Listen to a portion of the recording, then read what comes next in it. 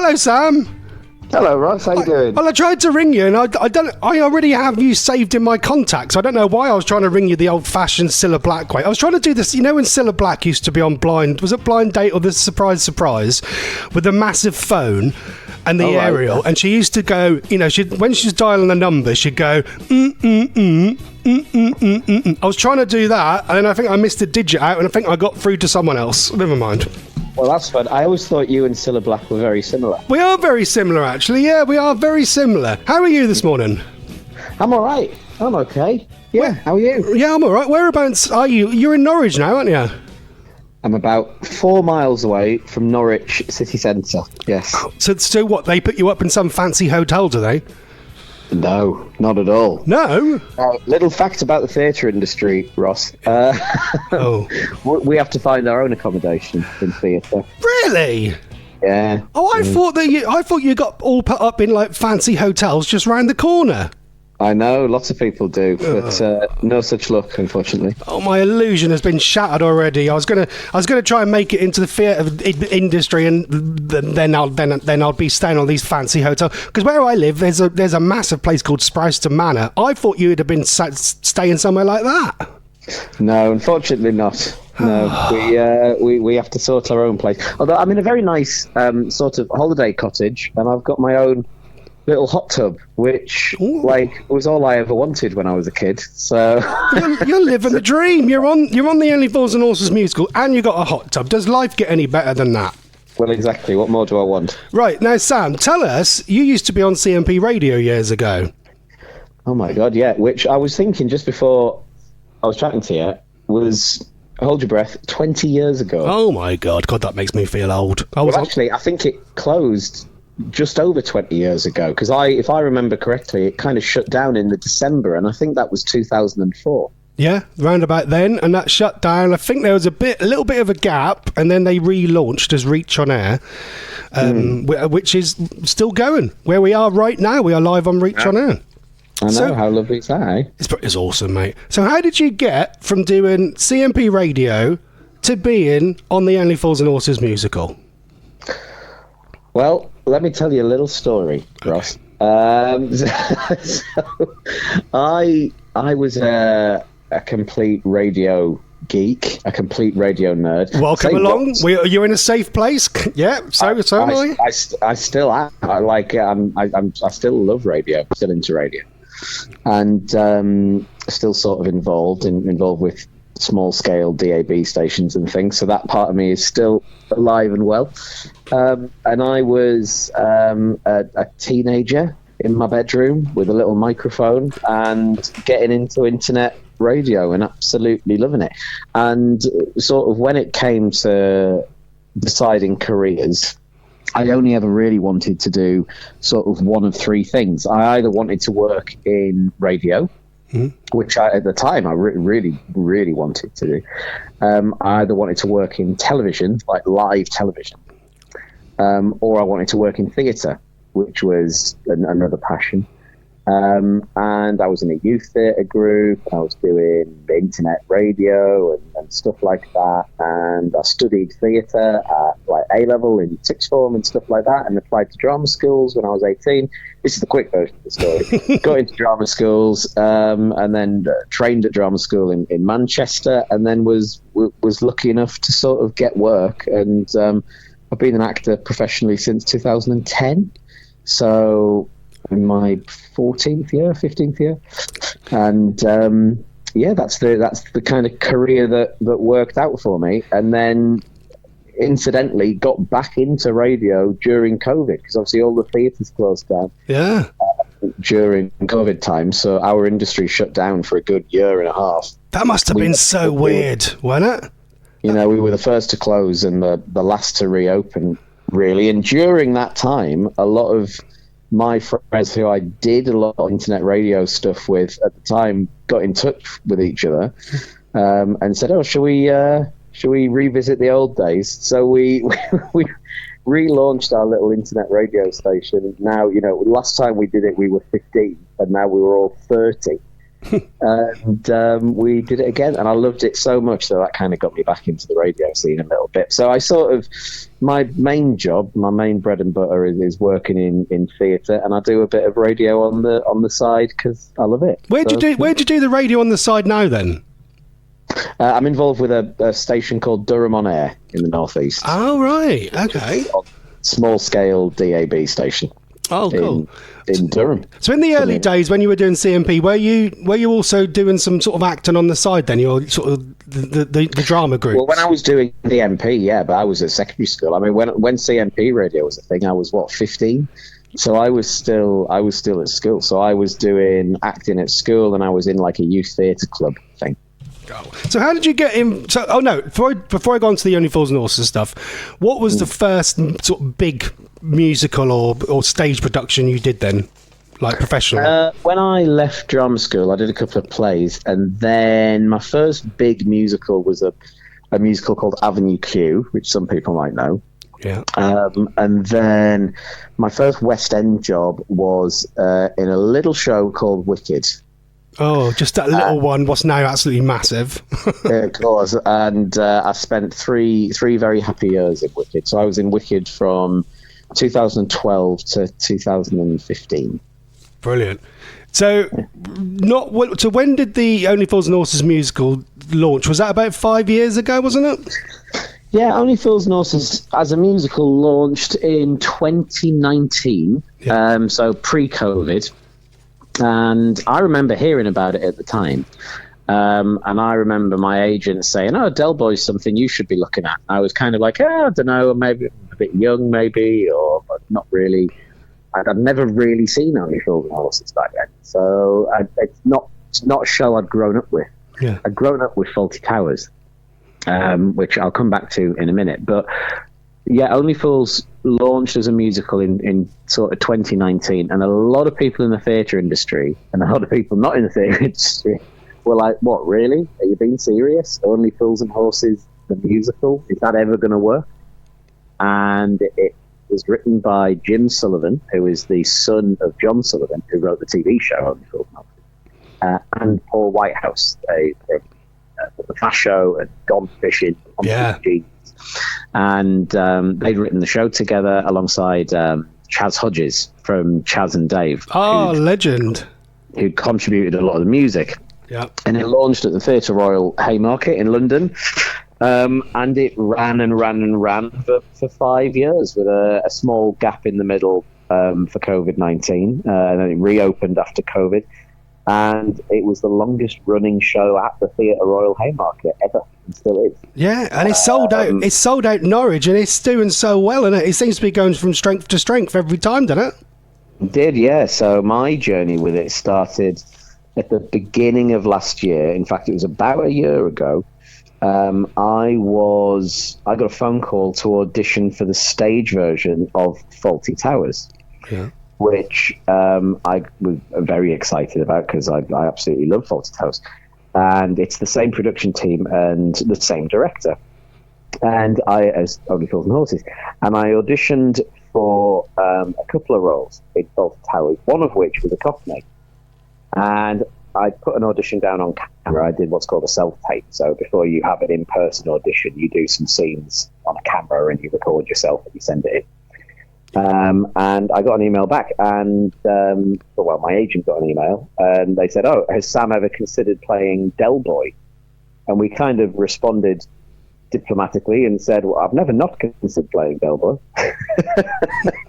and then we had a meeting, and the rest of it's history, and met up with Paul Whitehouse and the director and read through the script. And had a couple more auditions, a couple more meetings, and I think I got the job back in March of last year, and got the terrifying and very nice phone call. Would you like to play Del Boy in Only Fools and Horses on tour around the UK? Which, of course, I said yes immediately, and then I spent quite a few months watching every single episode of Only Fools and Horses. Trying to get it all in your head. Exactly. Do you know? I was talking to my wife Donna last night all about like actors on stage. Right? Yeah. How do you remember all the lines, and how do you sleep at night knowing that you've got, sellout shows every day? Do you ever like struggle to sleep? And how do you remember all the lines? Is it literally rehearse, or do you just do so many shows that is now just in your head all the time? Well, the lines certainly are, and that's a question that does come up in a question answer thing, and it's a bit of an in joke that when actors do interviews or when actors do Q&As, the question that always comes up is, how do you remember all those lines? Actors sort of roll their eyes at that, because it's a bit of it's a bit like asking a plasterer, well, how do you plaster a wall? And the answer is, well, because I'm a trained professional. Just used to it. But then somebody said to me once, another actor said, well, actually, how do we remember all them lines? It's quite difficult. And I went, yeah, I guess it is. But the answer to that question is that you're not really remembering the lines, you're remembering the scene. So if you said to me, pluck a line out of thin air from a random scene in Only Fools and Horses in your head, I'd find that quite difficult. But if you gave me the line before it, I could tell you immediately what the line was after it.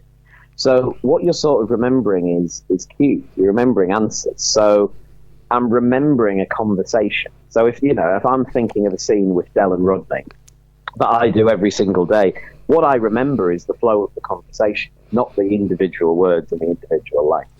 And so that is what is rehearsed. So, every scene is broken down in detail until everybody in the scene knows exactly what that scene is about, both in terms of the lines, but also in terms of the subtext of those lines. So the lines are just what the character's saying, but it's not really necessarily what's actually going on.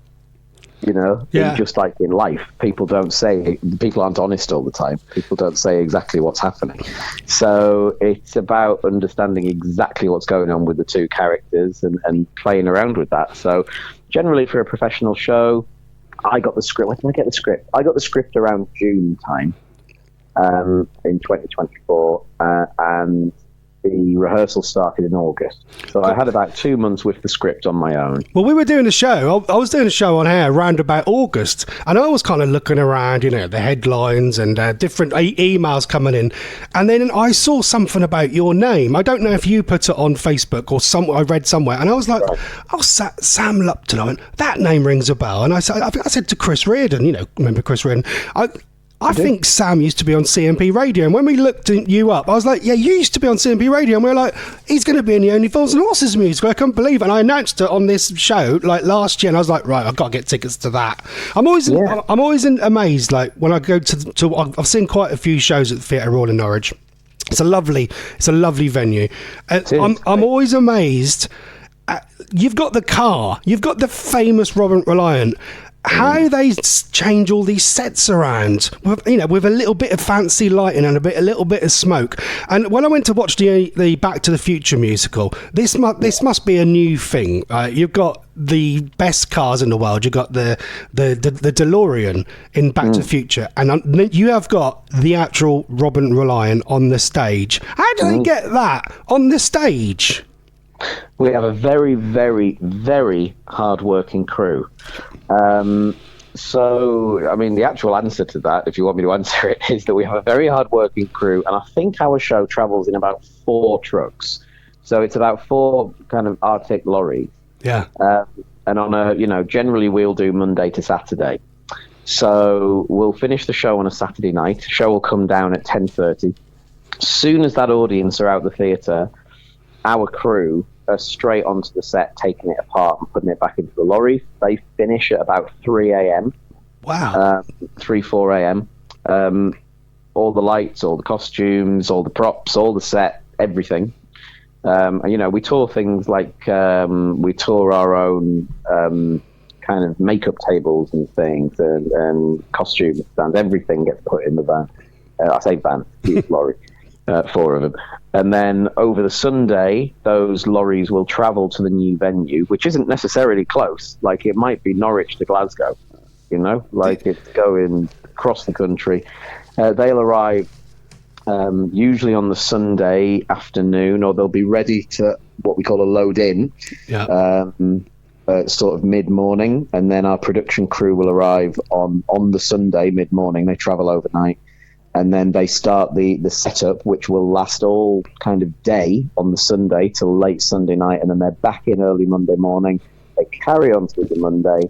The cast arrive at about 4 p.m. to do sound check, and then we're on at 7:30. This is a really silly question. Is the Robin Reliant on stage? Is it a real car or is it a pretend car? It's a ripped out Robin Reliant. So it's a Robin Reliant that's had all the sort of car bits taken out of it. But that gets pushed on. All that gets pushed on. Also, a little fun fact, it's actually a Robin Regal. Oh, right. Yeah, a little fun fact for Only Fools and Horses there, if you're ever in a quiz. It's actually a Robin Regal, not a Reliant. So there you go. Yeah, it sort of had all the heavy bits taken away from it. And you got to meet the famous man recently, didn't you? David Jason. He hasn't been to see the show, has he? But he came to see it when you were on, didn't he, the other week? He did. We did a 3-week run at Apollo in London, and famous from, very famous venue, rock and roll venue, but also comedy venue used for live at the Apollo on the BBC. So we did 3 weeks there, and Sir David Jason came to watch it on our gala night. We had sort of a big party on the 18th of December, and he was a special guest.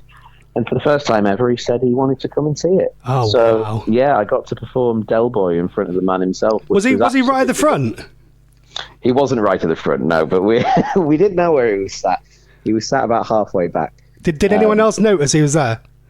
Yes, they did. And he was sort of taken away to a sort of VIP bar in the interval. As you can imagine why. Yeah, he's going to get mobbed. The poor man would get mobbed. Yeah, definitely. But they walked him back in sort of at the end of the interval, and he got a standing ovation from the audience. Oh, wow. Which was absolutely lovely, and that was nice. And we were sort of all on stage peeking through the curtain going, oh my God, they're all standing up. That must have been amazing to meet him after all that time. It was, and he was very kind and very charming. Yeah. And very complimentary, and he was quite moved by it, actually. He said he was quite emotional because it just reminded him of filming the show, and he said, you all work together as a company just like we did back in the old days, and he talked about, it's reminding me of my friends who are no longer with us. Actors like John Challis, who played Boycie, passed away a few years ago. He was actually a big supporter of the musical. He used to come to the musical all the time when it was in London. Yeah. Also Roger Lloyd Pack, who played Trigger, he's no longer with us. So David was saying how emotional it made him. So that was nice. Yeah, definitely. Do you think, Sam, being an actor, and now we've got the Only Fools and Horses musical, do you think there'll be a Gavin and Stacey musical one day? and would you apply for it? Would I apply for it? I don't know. Do you know what? Do you want to hear something which people are going to be shocked at me for this? Go on. I've only ever seen one episode of Gavin and Stacey. What?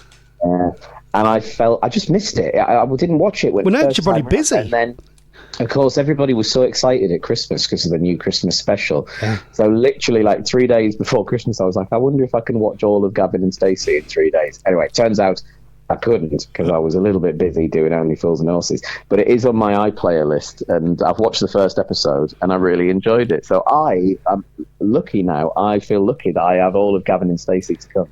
Yeah, would that make a good musical, do you think? Well, as far as I know, it seems to have the ingredients of a good musical. You'll have to ask me again after I watched it. Yeah. Well, do you know what? I grew up, me and my family, probably your family as well, I grew up with Only Fools and Horses in the background. It was always on at Christmas at some point. It was the repeats are still on everywhere. And our family grew up watching it. And I'm so glad to see that you're in it, doing it, living the dream, and you even got to meet David Jason. Where can people see you, Sam? Where's it heading on to after Norwich? Well, everywhere. I mean, we're still on tour until July. We've been on tour since September, so it might be that there are places near you that we've already been to. For instance, we've already done Scotland, but we're still going up north. So we've got some dates in Newcastle. We've got Liverpool still to come. Places like Sheffield, Leeds in the north. But we're also going to Plymouth, Truro. Where else are we going? We've got some Cardiff dates, Wales. We're going over to Ireland in the summer. So all over the place, but there's a website which is onlyfoolsonstage.com, or you can just Google Only Fools and Horses the musical, and it'll be the top thing on there. Brilliant. Right, thank you very much. It's been an absolute pleasure to talk to you, Sam, and I'm looking forward to seeing you either today or tomorrow. Thanks a lot for ringing up. Thanks for that. My first time on Reach on Air, by the way. You should come and get a show, Sam. Come and get a show when you're less busy. When I'm less busy, maybe I will. Brilliant. Right, good luck with everything in the future, and thanks for being on the show. Cheers, Ross. See you later. Cheers. Bye. There you go. I'm recording this as well, so if you missed any of it, don't worry. It's all being recorded. There you go. That was Sam Lupton live on reachonair.com. What is the website address again? Onlyfoolsonstage.com if you fancy getting tickets to that. Well, I'll be working on